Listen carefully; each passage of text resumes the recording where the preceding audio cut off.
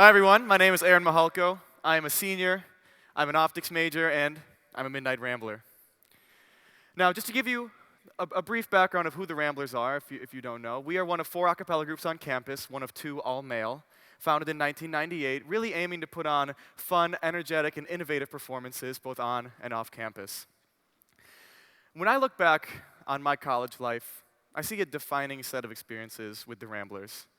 It was as a Rambler that I really grew as an individual leader, as well as part of a group. It was as a Rambler that I saw my most successful and rewarding times, as well as my most trying and stressful ones. But most importantly, it was as a Rambler that I learned about identity, particularly on a college campus. Now, as a freshman, I came in with equal mixed parts, excitement and nervousness about the new experience. Quickly formed an identity with my freshman hall, Morgan 5, jumping back and forth between activities, Red Wings games, and hall programs through orientation. Now, I also had musical interests, so I decided to audition for the Midnight Ramblers. And after some last-minute practicing, 2 pretty fun but pretty stressful and nerve-wracking auditions, I was fortunate enough to be accepted into the group, and I received my jersey.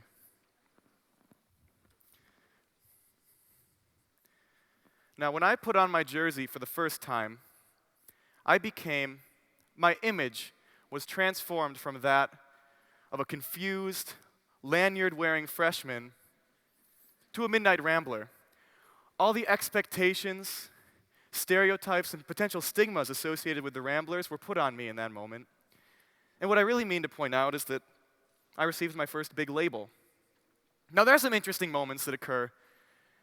I walked that side last time. There's some interesting moments that occur during freshman year, the first of which, I think, is the annual You're the Best speech given during convocation. For those of you who may not have attended in a while, I'll give you a rundown of how it goes. Dean Burdick steps up to the podium and says, "Welcome, class of 20 newest. You are the most successful, the smartest, and the best class to have ever come through the University of Rochester." I get a little offended, every time I hear the new time, But then he goes on to list off words relating to the applicants and their interview documents, sorting them down by frequency until finally getting to words that appeared only on one application or regarding one applicant. Words like madrigal, alpacas. Now, through one lens, these words act to show the diversity of a class, but through another, they act to take a complex individual and collapse them into just a one-dimensional idea. Now, who was a rich, unique applicant in the audience is now just the image of a word. And although that word gives a broad stroke into his or her interest, it tells nothing of the struggles, of the character, and the depth of the experience of that individual. So fast forward to sophomore year. Classes are now much harder, #Orgo. And as any undergraduate can know, you had to put the fate of where you live in the dreaded housing lottery. Now, I decided to choose Res Life my sophomore year as a freshman fellow. Additionally, I was elected to be the director of the Midnight Ramblers. And on top of a full optics course load, I was pretty nervous about what was going to come. And in a lot of ways, that year was tough. First, my girlfriend and I had broken up, so without the person who I confided in with for so long, I turned to make better connections with the people I knew best on campus, who were the Ramblers. However, soon I realized that I didn't see many people on campus more than just that group of 13 or 14 individual guys. And even when I did, it was often as a performer, as a Rambler, but not really as Aaron. I was looking for personal connections, people that I could grow with, learn from, argue with. But what I found were surface interactions and just acquaintances. So I started to become pretty bitter and frustrated with the whole situation I was in, and I didn't know where to aim that frustration. Was it at myself? Was it at my friends? Was it at the school? At some points, I even considered transferring. But after a while, and after mulling over the situation, I started to sort of see what was going on. And to put it simply, I realized I'd become comfortable and content with accepting the identity of someone just as the label of the groups they're in or what they're involved in on campus, instead of judging their true character. Now, what I mean to say is that, as Nick mentioned, there are over 200, 248 and counting groups on campus, and most students join at least one. However, after a year, 2 years, 3 years, with the added stress of class and the structure of your life, it's so easy that instead of seeing these individuals, you just start to see these group names. You walk around campus, you go, oh, there goes a dancer.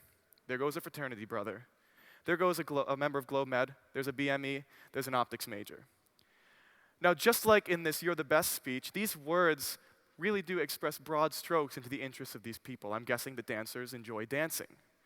But identifying someone by this set of external assumptions, this social shorthand, as I was talking with Kevin yesterday, that he mentioned, that you can start to accept it as an identity, that you see, there's a dancer.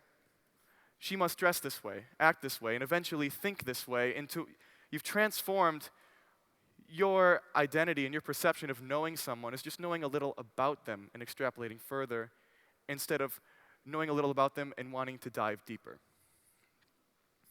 Now, the idea of labels and stereotypes is one that is pretty ubiquitous in our culture and often so hackneyed that when it happens around us, I would say we're so desensitized to not even realize.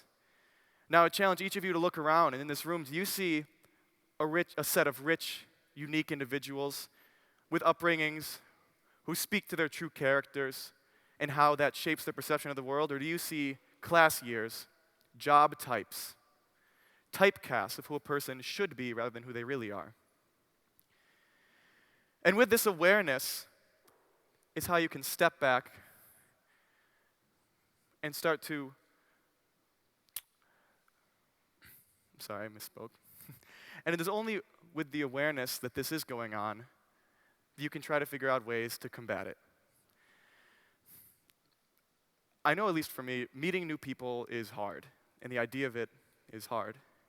I love to be extroverted, I love to perform, engage people in new conversation, but behind that extroversion is a lot of insecurity and doubt. Put yourself into a college setting. You're worrying about homework, classes, who you're going to see, whether you're going to get to sleep that night. And the idea of putting yourself out there to someone is a pretty intimidating thought. However, if you just step back, remove the unnecessary need of these labels and stereotypes, you can see that foundationally it's pretty easy. And this is often what happens in a freshman hall. Now, freshman hall is a wonderful, wonderful thing, and it is integral, I think, to the formation of true U of R campus experience, as evidenced by the multiple Gates 2 chants, Gilbert reunion dinners, and what I'm sure will be many, many sentimental group hugs on the last senior night of the year. But what is a freshman hall other than a group of unique individuals, none of whom knew each other before coming to college, but all of whom were willing to put themselves out there and forge their new path through the university? A group of blank slates. These students can build their relationships from their foundations up and not from the surface down. And once you recognize this idea of foundations, you start to think, why is it that 2 years, 3 years later, you just throw that idea out the window? Because at their foundations, Rochester students are all interesting people. On top of that, they're interesting people with a desire to improve themselves, improve the world, and hopefully and oftentimes do both. When you approach someone, instead connecting on these foundational beliefs, you can realize that what you thought they were could be entirely different than who they are. The way I experienced this was that my junior year, I sort of went out on a limb and decided to join the Delta Upsilon fraternity. Now, I had never seen myself as being a frat brother coming in to college. My perception of what that meant was something I didn't think I would fit in. However, with the on-campus, with our campus chapter, and particularly with my pledge class Alpha Psi, I discovered a true brotherhood that I would have otherwise completely overlooked. My experiences in Delta Upsilon thus far have really changed my view of campus and how I will remember my experience here at the U of R. talking with friends of friends, communicating more with people in your major. These are ways to just expand, and with a new approach, throwing away and dissolving this idea of superfluous surface labels and stereotypes, you can see the true person. And when meeting that person, they could redefine your college experience. Sometimes it's as easy as just looking past a jersey. Thank you.